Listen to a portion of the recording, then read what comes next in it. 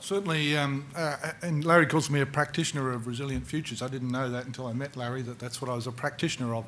But when we do conditions analysis, what we've learnt very powerfully is there has to be diversity.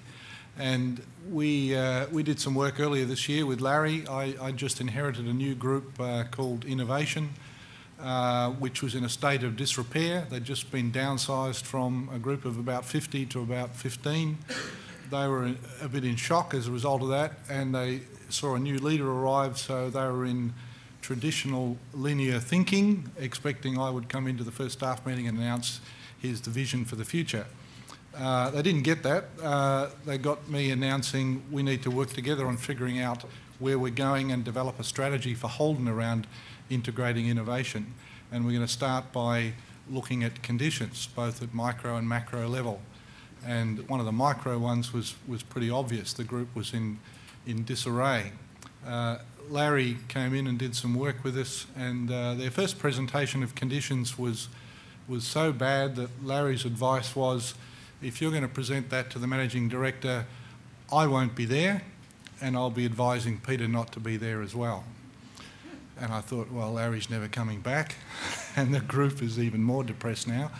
So they went away and had another go, and instead of listening to the television and their mates and other people in Holden, they dug a hell of a lot deeper, and they came back with a conditions analysis, which Larry at the next meeting responded that's the best conditions analysis he had seen in recent times.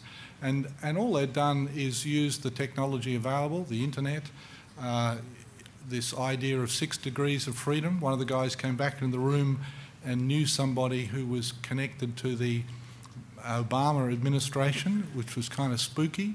He sent this guy an email and said, here's what we've come to conclude around 3 macro conditions going on in the world. What's your feedback on that? And the guy came back and said, that one's right, that one's right.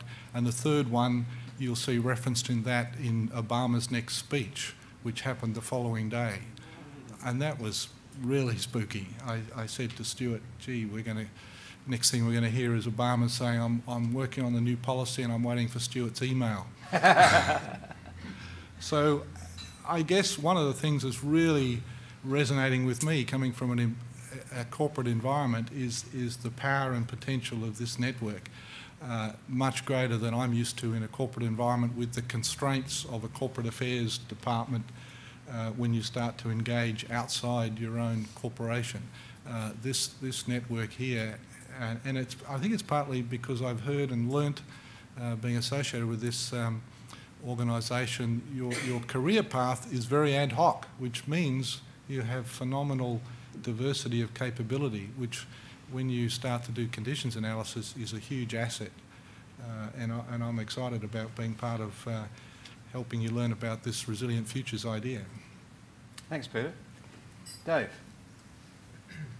I just have a couple of quick thoughts regarding conditions.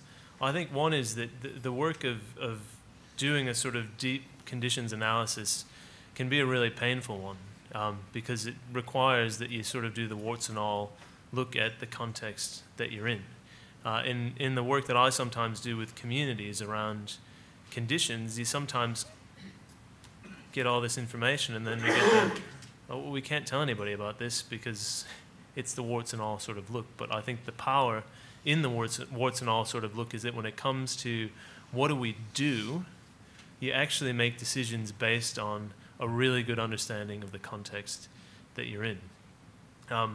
Where I would sort of take that specific to AHACHI and to what I've sort of understood about the organization and what I sort of see in my role at St. George's College and what I think about when it comes to resilience is 2 things. One, I think a significant condition for AHACHI is that AHACHI, I really do believe, has one of the most potentially powerful networks of any organization in Australia. But I don't think we have a good sense at all of what that network looks like, who's in it, what capabilities they have, and what can actually be done on that basis.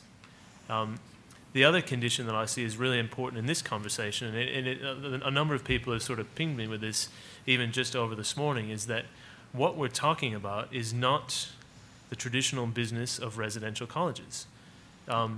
And that is a potentially risky proposition because we're sort of walking on the edge of a space that we haven't normally sort of played in, and that it may offend some people.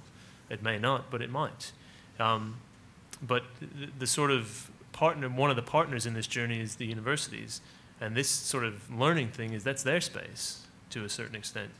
But a condition that we hear over and over again is that increasingly our universities are not preparing young people to be able to think in nonlinear kinds of ways. So I guess to me those are three really important conditions that I'm hearing over and over again, and I think that's part of the real challenge that we have to look at.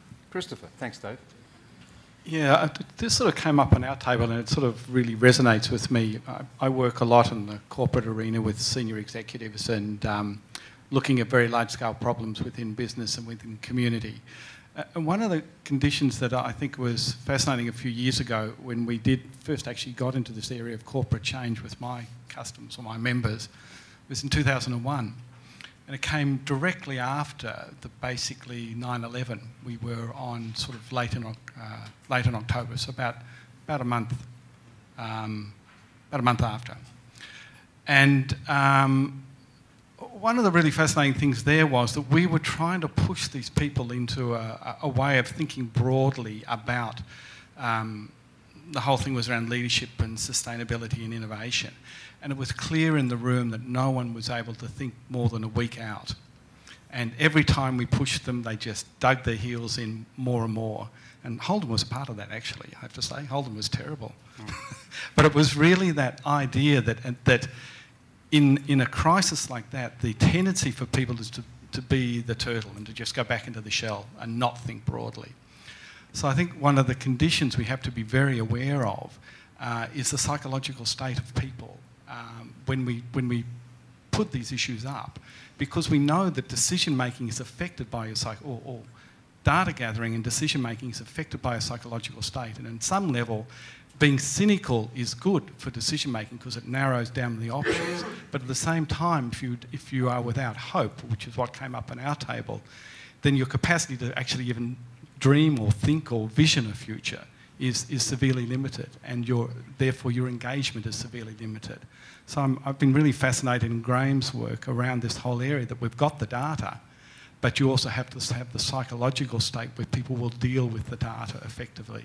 So one of the conditions, I think, for Ahachi is to create that environment where opportunities are looked at and not restrictions. And I think that's a real critical factor in what we're doing over the next few days. Thanks, Chris. Kip.